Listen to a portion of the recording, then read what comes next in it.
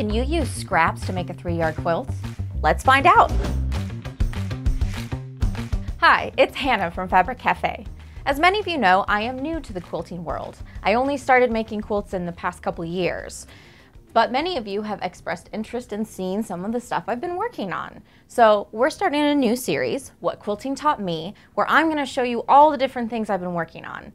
And just like Fran, I'm a little bit of a rebel. So I've been playing around with the patterns and seeing, can I use a pre-cut? Can I use scraps? Can I add a border? Can I change my border? So I'm going to show you all of those things, how I got to where I got, and give you some inspiration, and any bumps and bruises that I encountered on the way and how I solved those. So today we're going to show you how I used scraps to make a 3-yard quilt. So this is our favorite things pattern. This is out of the book Make It Christmas. And as you can see, I've got a lot of different fabrics going on. And I'll talk to you more about why I chose what I chose over at the table in a minute. But I want to talk about why I selected this pattern and give you some tips if you have scraps and what will work for you. So I was given a bunch of Halloween scraps and I wanted to use them. So first step in deciding what pattern you can use, you're going to measure your scraps and then find a quilt pattern that has a block smaller than that. If you want to piece your block, that's okay too. I didn't want to do that. So this block was measured a little bit smaller than my smallest scrap size. So I knew I could make all of them fit. Another tip that will really help when you're working with scraps, all of these blocks are made and cut independently. So you don't have to worry about strip piecing anything when you have uneven amounts of fabric. You can do strip piecing with scraps and making small sections, but this is a great way to start. It makes it a lot simpler. I also added a border to this pattern, and I'll tell you a little bit more about exactly why I chose to do that. But let's put it on the table and talk about fabric. All right, so like I mentioned, this pattern comes from our Make It Christmas book. And the great thing about our books is it also comes with 7 other patterns, and all of them are written for 3 sizes, a lap, a twin, and a king queen. But we're talking about favorite things, so let's get into that. I wanted to show you a comparison of what it looks like with 3 yards, made in the traditional way we wrote it. So we have this great new kit with all of these wonderful wolves. It's so pretty. This kit is available online at fabriccafe.com. And there's a link in the description of this video. So I'm just gonna kind of walk you through what it looks like with the traditional way. So we have our focus fabric, which is our wolves, and you can see it in the diagrams. It's represented by the dot fabric. So this is going to be half of your blocks. On the quilt, it will be kind of staggered. So you'll have one here, then you'll have another one. It's gonna alternate throughout the quilt. Then we have this kind of mottled dusty blue. That's going to be in your background, which you see here is all of the white. And that's also represented by white in the diagram, framing out all your blocks. Then we have our star fabric. And it's a little star on a dark blue. This is your number 3. And that's represented by the black in our diagram. And it's your other block, so it's the other half of them. So it's the one that's going to be alternating with your wolf. So it'll be like a wolf, star, wolf, and so on, with that blue framing everything. But just so you don't have to try to imagine it, we're going to show you what it looks like. So you can see an image on the screen of exactly what that looks like. And you can see it still has a lot of movement. Just having those 3 yards, it really shows off that nice large print, and that blue really frames it nicely, and it still is super dynamic. But if you want to spice it up and do it a little different, we're going to put up an image of my quilt right next to it so you can get kind of an idea of what I did. So you can see that extra border there, and that just gives a little bit more room, makes the quilt a little larger, so when you're sitting on the couch you got more to wrap around you. And then you can see how it looks with having a different print in almost every block. So you can see some of them I duplicated because I liked that print and that pop of color, but it works so well if you're trying to show off lots of different prints, you want lots of motifs, or even if you have a really big motif, you could always take a large fabric print and cut it down, and it would be kind of like you're peeking in through a window at it. So there's lots of options, and it's a really good pattern to show off different looks. So let's talk about how I selected my fabrics and why. I was gifted a bunch of Halloween fabrics, but most of them were in the dark realm. They were all blacks and whites, and there wasn't a lot of color in them. So I knew that I wanted to add some pops of color, like orange, gotta get your orange in there. And I thought a light gray would also add a nice kind of levity to it. So I started hunting for Halloween fabrics, and as you can see, I still have a bunch of scraps.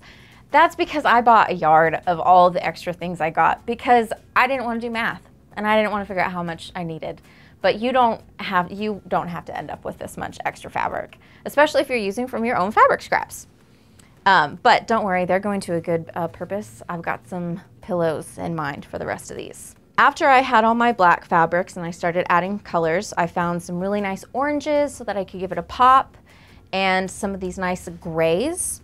And I wanted to show you this fabric. I really liked the addition of this one because it not only has that orange and kind of like a purple gray, but it also has these pops of yellow. This was adding an additional color, and it also was a nice light one, like a nice bright one, so it kind of lifted the quilt and kept it from getting too muddy and dark. But something that is going through all of my fabrics, as you might notice, all of them have a touch of black. This is really helpful when you're pulling together a quilt with scraps or lots of different fabrics. Find a through line, some common feature of all the fabrics, whether it's they all have little touches of black, or maybe it's the style of fabric.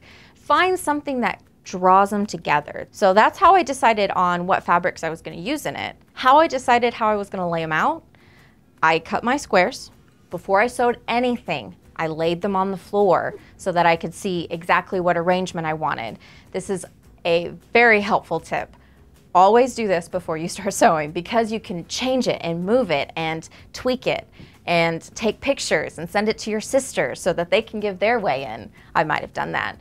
And then when all of you collectively decide what looks best, then save that picture. You can delete the rest. Save the picture, take it of your final selection. Very important because then this is your guide for the rest of the quilt making. You can always go back and remember exactly where you put all of your blocks. Otherwise, it's going to be very difficult to remember. I know that I would not remember. So this was super helpful. I could always just snap back to it and like, where did I put my orange? Can look at that picture. So now let's talk about why I picked one fabric for my background. Because you can see all these others are different, but I really wanted to have one fabric as my background because that will really show off this kind of diagonal block. You can definitely alternate because these blocks are made independently, like I said before. You can change up your corners. You're totally free to do that. I just wanted to make sure that I got this look still in there because if I alternated all my colors, it would change up the pattern appearance a little, which is awesome if you are looking to do that. You know, you could put a light gray here with this maybe instead, but I wanted to have this block really defined. I also added a border, and the reason I did that is because this border with the number 2 fabric really frames out the blocks and it highlights that design really well. So I definitely wanted that, but I also really wanted more Halloween fabric in my quilt. I had all this stuff, I wanted to show it. So all I did was I used the same measurements as the other borders and I just made one more and I tacked it on there. Now we actually have a really great handout on our website. If you go to free goodies, it'll tell you exactly how to add a border to your quilt. I just winged it because that's how I am. I did it pretty spur of the moment. I was like, I'm adding a border. But that's a really good resource for you too. And on my binding, I chose to go with that star fabric I mentioned because it had all of the fabrics that, like colors that were incorporated into the quilt. And I thought it added a nice unifying piece to it. All right, so let's talk quilt construction a little bit. This pattern might look a little intimidating because it looks like it's got all these half square triangles. But guess what? You don't have to make a single half square triangle in this pattern. So let's talk about how you make it. First, you cut a square. Easy peasy, right? So you got your nice big focus square. Then you're gonna cut another little square that goes right here in your corner. You're gonna sew it right sides together, right here on the diagonal. Now, I like to draw a line on mine first because I'm not super great at eyeballing things and I like to have a little more precision. So I just put it here in my corner and I laid it out like this. I did this for all of them. I drew a line all the way into the corner and I just used pencil because it's all I had and it will wash out and it worked just fine. But it gave me a nice guide for me to be able to see exactly where I needed to sew that seam. So I have one that is sewn and I did this with a very contrasting color. Normally I wouldn't have done that. I would have used a white or a very light gray to work with this. I think I used light gray thread throughout the whole thing because it was sort of a constant color that blended with all of them. But I wanted you to really see what it looked like. So you can see I just sewed a seam right on that pencil line. Now I'm going to show you how not to cut. Your next step is to cut this off. I'm going to show you what I started doing. I made a practice block before I did any of it, which I highly recommend if you are making a new block that you've never done before. Get some other fabric scraps, make a practice block so that you get comfortable with it before you start using your fabric for the quilt. You're supposed to cut 1/4 inch past this seam. Now I was putting my ruler like this, right there, trying to just kind of eyeball it and gauge, well, how much do I think 1/4 inch is? But I kept thinking, how am I ever gonna get this consistent? I can't do it the same way every time. And then I realized that I was making a very silly mistake. There's actually a way easier way to do this. You take your 1/4 inch line on your ruler, the one closest to the edge of your ruler, and you just put that right on your seam. So you can see, now my seam is a little bit crooked because I'm a go get 'em quilter. I just get in there and so it's not perfect precision. And you know what? That's okay because you'll just hide it in your seams. So once you line up your 1/4 inch on your seam line, then you cut this section off. Dink! And that gives you a consistent seam every time, 1/4 inch. And this gets pressed back so you can see your block. And it just gets pressed like that, and you do one exactly the same way in the other corner.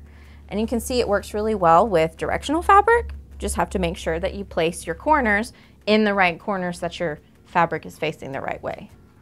And then after you do that, you got these cool little almost half square triangle pieces left over that you could sew together and square up, or you could use them in other ways and maybe make some pillows, wall decor, Halloween decorations. The sky's the limit. So you can always use these extra little bits for some other fun projects.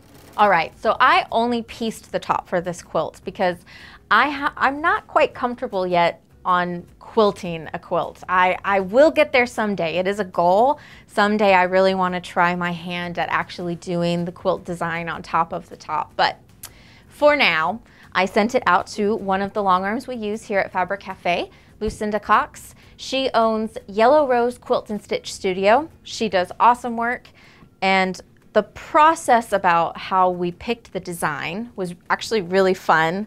I mentioned my sisters earlier. I always get their input when I get these too. Lucinda will email me quilt designs. She'll take a picture of my quilt and then put quilt design options on top of it in a darker thread so that you really see what the quilt design is. So I always send those emails over to my sisters too. I'm like, look, the designs are in. What do you think? What do you like? So first she sent me this really fun Halloween print with spider webs and moons and bats, so just kind of a variety of Halloween motifs all scattered around. Then she sent me another one that had a different style of Halloween motif. So the art style was just a little bit different. It also incorporated some other elements like a witch's hat, a ghost. Then she sent me one that had a different aesthetic. It got a swirl in it, so it was a little windy, which was a really nice effect, and it had these stars. The final one she sent was more motifs that were a little more spread out, that had a large pumpkin on there, but it also had these fun kind of like lines scattered throughout the design. So I decided to go with the first option. And the reason is I liked the scale of it. I thought it would kind of evenly distribute well on the quilts. And it had a lot of the same motifs that I had in there. You know, I have a lot of spiders in here and bats. And I liked the overall feel of it. But this is all personal preference. You get to pick what you think highlights the fabric the best, highlights the aesthetic you're going for. You get to decide on that. And this is just what I preferred, what I liked the best. We went with gray thread because we also thought it would look nice on the fabrics. It would complement all of them, but it also wouldn't be distracting. So you want to have this balance where you show it all off and show off the fabric, show off the quilting, show off the piecing. Thread color has a lot to do with that, and I'm still learning about what the best thread color is. I wanted to share something special with you. One of our amazing quilters out there, Dee, sent in a picture of a favorite things she made where she also changed things up. So what she did, you can see the image right there, she used a layer cake. And so that gave her different color blocks for all of the centers. And you can see she also used the same number 2 for her background consistently throughout the whole quilt. So that looks really good, framing all of her different blocks. And she did one more really cool thing. She did one border. She just made one big one. So this is a really fun trick. If you don't really like doing small borders, then this is a really great way. You could combine all your borders and make one nice big one. And that's a great way to show off a different fabric too. If you would like to be featured in one of our upcoming videos, then be sure to follow us on our Facebook and our Instagram. We're gonna be putting out calls for quilts for patterns that you might have made. And we'd love to see what you've done with it. And we'd love to see what quilting taught you. If you would like to make a Halloween quilt, I want to let you know that we have several of the fabrics I used in mine available by the yard at fabriccafe.com. Plus, we have that great wolf kit that we showed you earlier in the video. If you enjoyed this video and you made it this far, then leave us a comment and let us know what quilting taught you. I would love to hear about it. Also, if you want to see me make my very first quilt, then click on the video that pops up at the end of this and you can see me make Sew Quick from start to finish. It's Hannah with Fabric Cafe. Happy quilting!